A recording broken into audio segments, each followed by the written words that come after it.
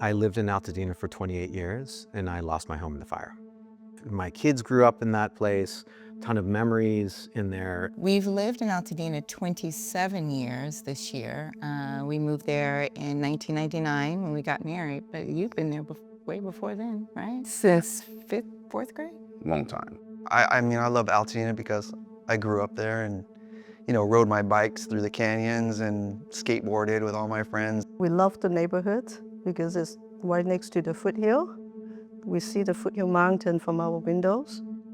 And all our neighbors is so nice and kind, and we know each other really well. Altadena was a very unique place. I called it the fringe. It was filled with fringe folk like me.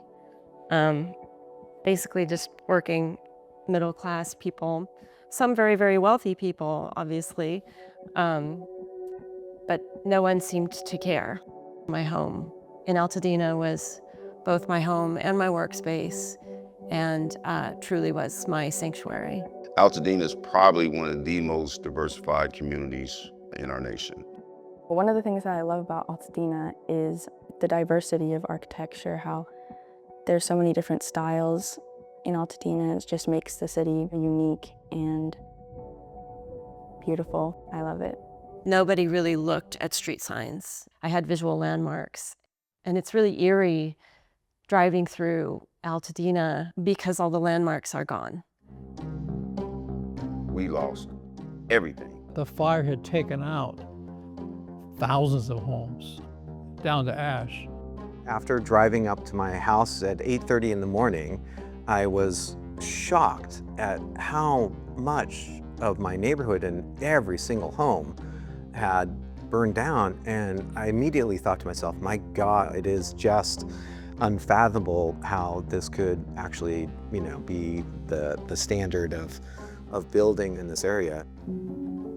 When the architects came together, it was with this very clear vision of how do we create calmness and a clear direction from that chaos while the fires were even still happening. You know, once we got past that point, checking on colleagues and friends, I knew that we were going to need to do something for our community, leverage the expertise and the talent that we have within our organization to be able to help people make sense of what had happened and help them figure out how to move forward. I immediately knew we were rebuilding. We want to have our home back. You know, we want our memories back. So we knew right away that we were going to rebuild and come back. It's been home for so long. I don't ever think that we thought about not rebuilding. I knew I was going to rebuild, but I did have a lot of questions because this was truly unprecedented. It's not like this one-off thing. This wasn't a kitchen fire that took out one home.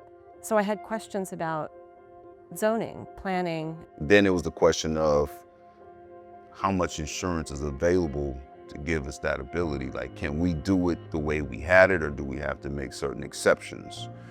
Do we have to downsize? Can we get everything back? How do you build with the urban wildfire interface?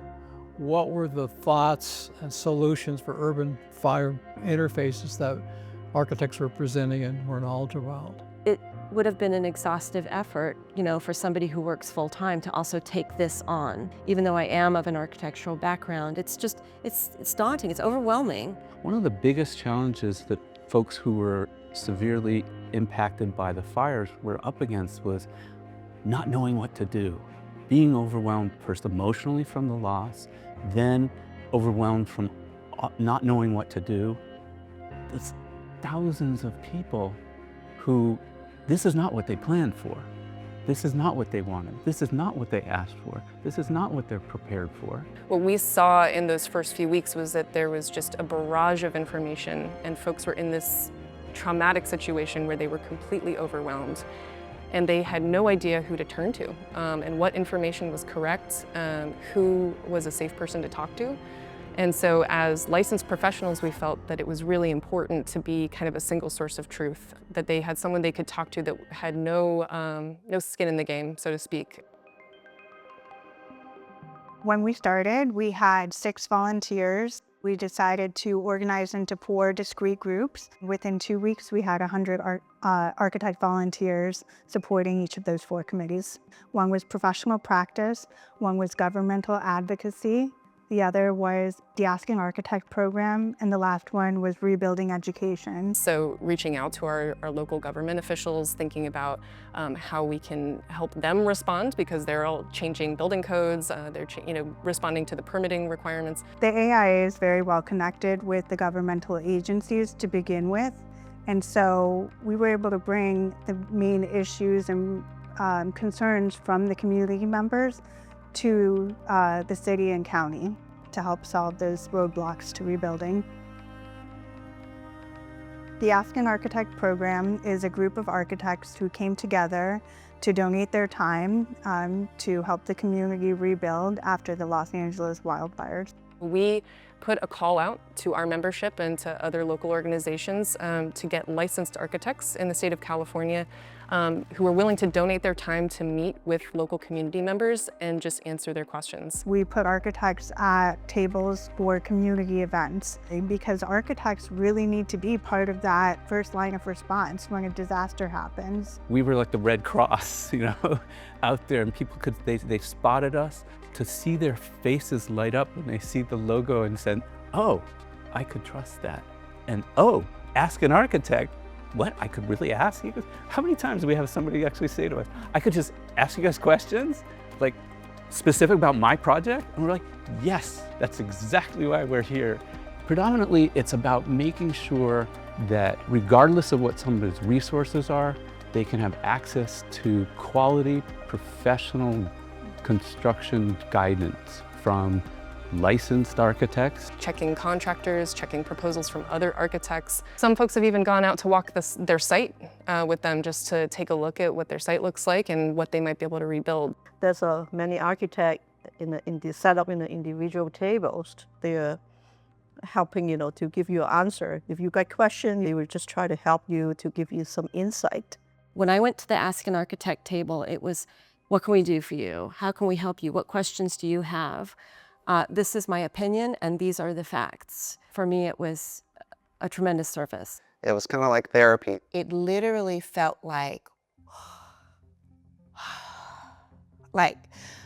a load had been lifted,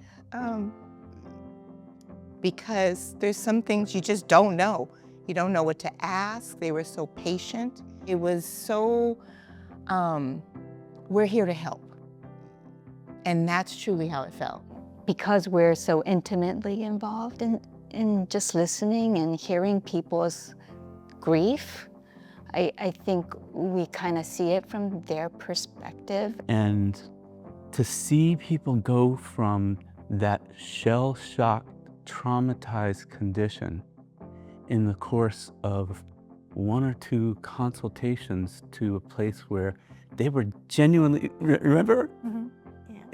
Enthusiastic for the future that they could have with their new home. That was an amazing experience for us.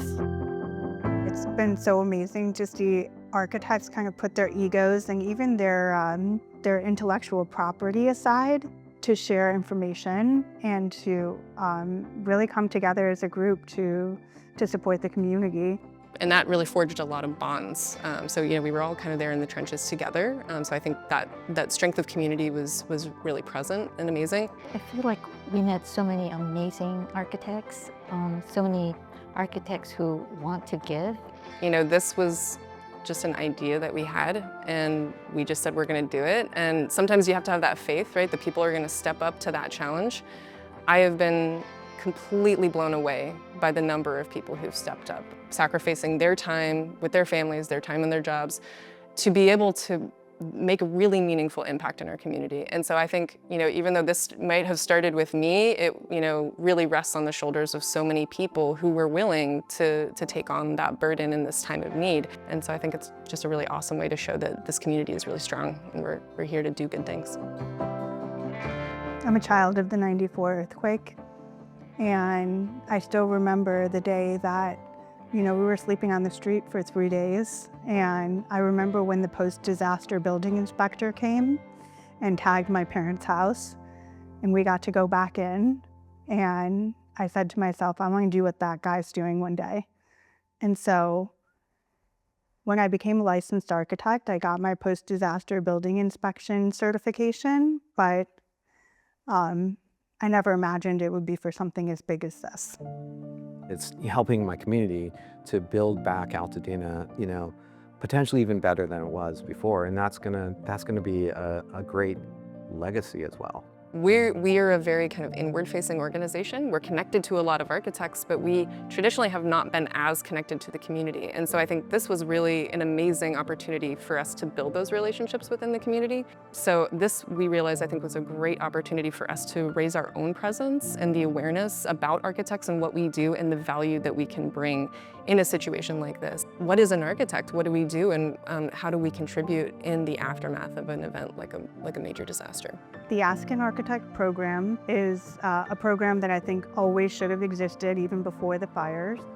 Not only is this program important for post-disaster recovery, it's important for the protection of public safety anytime. You're helping community members who are not sophisticated about the building process advocate for themselves. It's a long process. But having someone who's gone through it and can help you navigate through the system, we haven't been struggling as much as others, I think, because of that. This is an emergency situation, but it doesn't mean I have to panic. You know, this is true value for a homeowner, for an owner who wants to build their property. That is value. We're a couple days away from permits, and I'm excited, and I don't think that would have happened without having Ask an Architect as a support system. I think they're really excited to have a new home that they're going to be looking forward to, and a home that, a future. We as architects feel very strongly that we want to build better communities. We want to help our communities. We want to participate and be there. I mean, we were all on calls in the aftermath of the fire with hundreds of architects who were signing up looking for something to do. But beyond that, I think we've realized too that this is a way for us to connect with each other. You know, that we've created now this community of people who want to share information and help each other out. And so what I would hope for is that you know, other folks look at this as a model to prepare for the next, you know, disaster, whatever it might be, but that we can also benefit from this model just in our day-to-day lives too.